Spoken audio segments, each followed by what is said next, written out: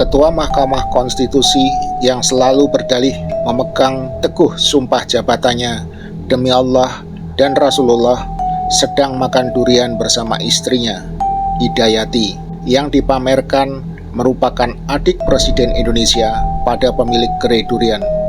Padahal si pemilik gerai tidak menanyakan terhadap hal tersebut. Selamat sore Bapak. Ya, dengan Bapak siapa Pak? Saya Anwar Usman, Ketua Mahkamah Konstitusi Republik Indonesia. Mantap, selamat sore Pak, selamat datang. Sama Ibu. Bersama Ibu tercinta. Adanya Pak Jokowi Presiden. Apa Pak? Ibu? Beliau ini nona saya. Adanya Presiden. Oh iya loh, baru mirip loh Ibu. Iya, baru disebut, baru ingat mirip loh. Oh begitu. Ya, selamat datang Ibu di sini. Bagaimana Pak review untuk Luar biasa. durian kita? Saya kebetulan baru pernah makan durian. Welcome to your channel QNC, berdiri kokoh di tengah.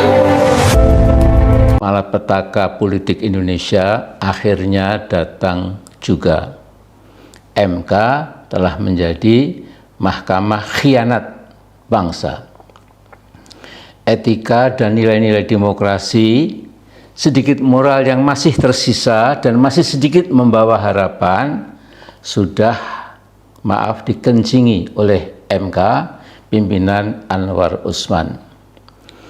Di tangan adik ipar Jokowi ini, apa saja yang dikehendaki oleh Jokowi ditunaikan dengan gila-gilaan dan ugal-ugalan. Saya pernah terpedaya oleh Anwar Usman ketika menyatakan dulu bahwa dia hanya takut kepada Allah. Itu di awal-awal menjadi ketua MK. Ternyata dia lebih takut pada kakak iparnya, Presiden Jokowi. Saat ini memang begitu tampak jelas bahwa Mahkamah Konstitusi telah dijadikan ajang pengkhianatan terhadap konstitusi oleh ketuanya sendiri, Anwar Usman, yang merupakan ipar Presiden Jokowi. Hal tersebut bisa kita lihat dalam pernyataan Anwar Usman saat menjawab pertanyaan para wartawan mengenai dugaan adanya konflik kepentingan atau konflik of interest terhadap keputusan kasus yang memiliki kaitan kepada keponakan istrinya, Gibran Rakabuming Raka, yang mendapatkan efek secara langsung dari keputusan Mahkamah Konstitusi tentang batasan dan syarat menjadi presiden atau wakil presiden. Lagi saya mengucapkan terima kasih atas perhatian rekan-rekan media. Saya perlu sampaikan bahwa saya menjadi hakim mulai 1985 itu sudah menjadi calon hakim sampai sekarang, jadi udah 30 sekian tahun. Ya alhamdulillah, saya memegang teguh sumpah saya selaku hakim, memegang teguh amanah dalam konstitusi, undang-undang dasar,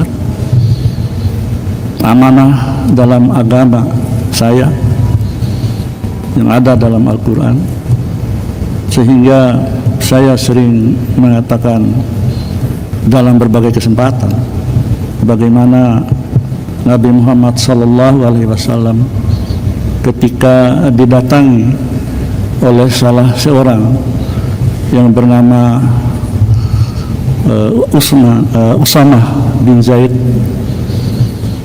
diutus oleh bangsawan Quraisy supaya bisa melakukan intervensi, meminta perlakuan khusus karena ada tindak pidana yang dilakukan oleh salah seorang anak bangsawan Quraisy. Apa jawab Rasulullah SAW?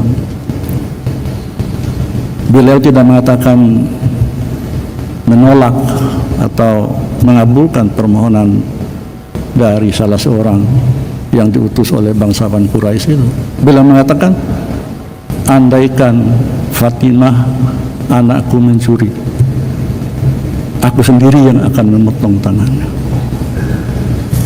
Artinya menunjukkan bahwa hukum harus berdiri tegak, berdiri lurus, tanpa boleh diintervensi, tanpa boleh takluk oleh siapapun dan dari manapun. Alhamdulillah, dalam semua perkara sejak saya menjadi hakim, dan saya sesuai dengan ira-ira dalam sebuah putusan, sama putusan yang di Mahkamah Agung. Jadi saya itu hakim konstitusi yang berasal dari Mahkamah Agung.